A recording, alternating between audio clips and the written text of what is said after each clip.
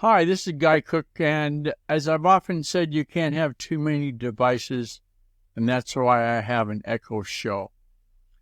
That's from Amazon, and the Echo Show, think of it just like a little video screen.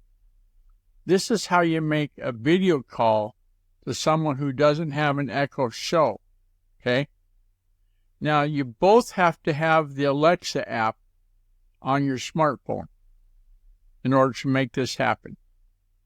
So then you just open up the Alexa app, sign in with your Amazon account, tap on the communicate icon at the bottom of the screen, looks like a little speech bubble, and at the top of the screen, tap on the contacts icon, little person-shaped icon, and it opens up the contacts list, and then you can select who you want to call. So on the contacts page, you should see a little video camera icon, and you can tap on that, and that'll start the video call. And then the person you're calling is going to receive a notification on their device. If they have the Alexa app, that can answer the video call. And that's easy.